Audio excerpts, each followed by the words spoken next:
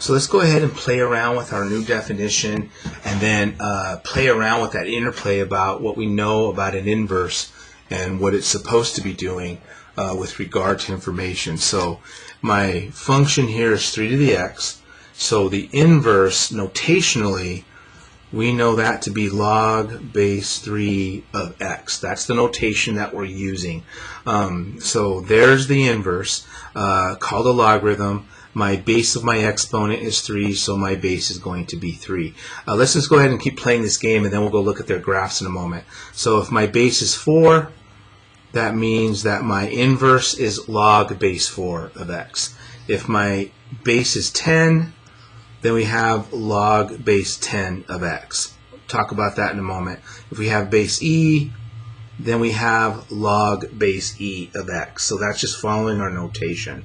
Alrighty, so there is basically the function that serves as the inverse for these exponential growth curves.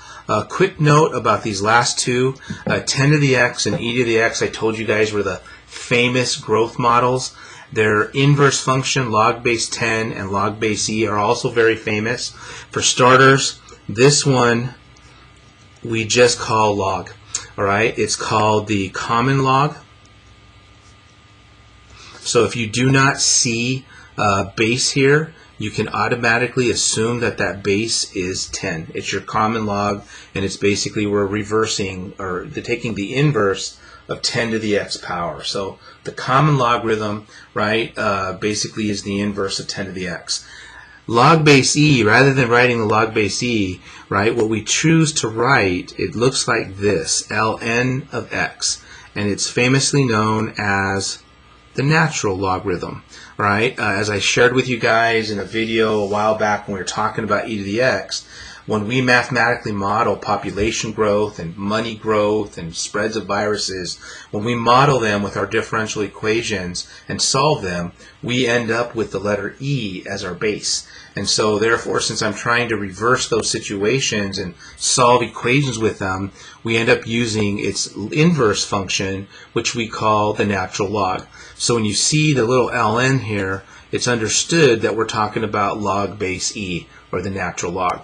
Alright, so there's your notation with regards to the how we define the the inverse for all of these exponential growth models. What about their graphs? Well, again, let's begin this journey so we get used to what these graphs look like. How about we just use the graph of 3 to x to help us out?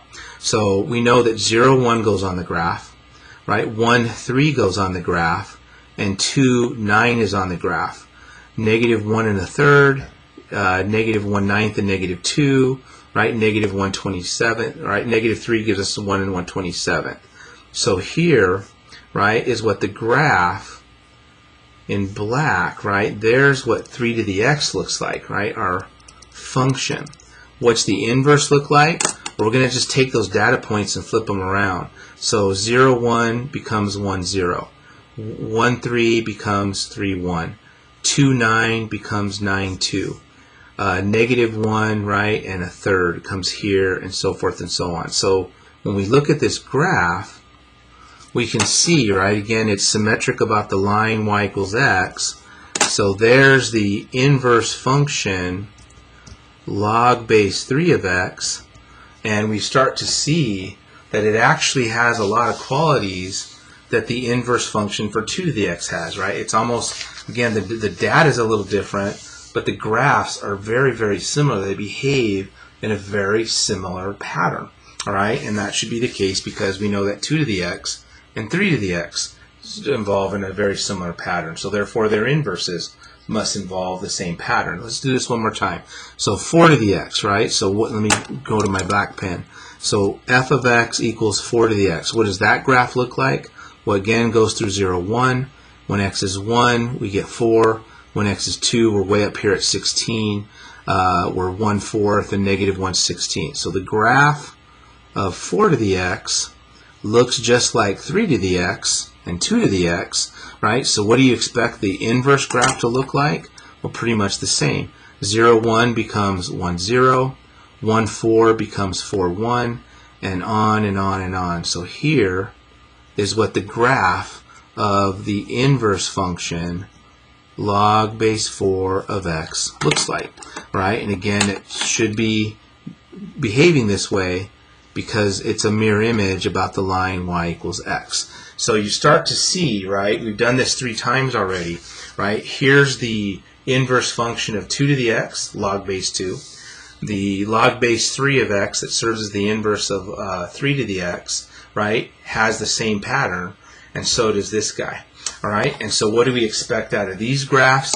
Well, without plotting anything, I expect them to be very same, right? They should be going through 1, 0, and they're going to be moving up slowly this way and behaving down to negative infinity that way. Same thing with this graph, right? It's going to be going through 0, 1, behaving this way and that way. So without plotting a point, it should be following the same pattern, the same behavior that 2 to the x, 3 to the x, 4 to the x, excuse me, log base 2, log base 3, log base 4, log base 10, log base e, they should all behave the same way.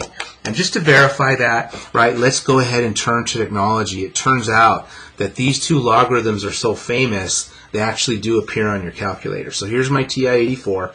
I'll put my Desmos away, and you'll notice that one of my keys is log. Right, so there's your log base 10. As a matter of fact, you see the secondary feature is 10 to the x, matching what I just told you.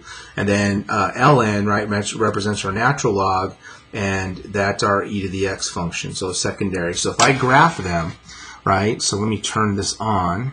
Let me get rid of that. I was doing some trig earlier. So let me clear that. Go to y equals, and let me clear that, let me clear that.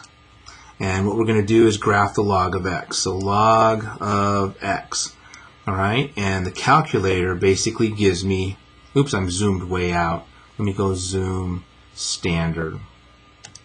So there's log base, there's log of x. Again, it's kind of hard to see but you can kind of see that behavior is going down. So how about, why don't we zoom in, just to kind of, we'll zoom in on the x-axis. And there's the behavior. So it's going through 0, 1. It's behaving like a vertical asymptote, right? And then it's steadily getting bigger and bigger and bigger, just as I suggested because of what I saw, right? And then the natural log of x will have the same behavior. So let's go ahead and go to y equals. Let me clear that out. Graph the natural log. So I'll press ln of x, right? And when I press graph, what it does is it gives me pretty much the same graph. It's going through 0, 1. The y-axis is serving as a vertical asymptote, and it's steadily growing up. So the behavior is basically the same for all these graphs. So for log base a of x, right, the general shape of the graph, right, is going to be the following.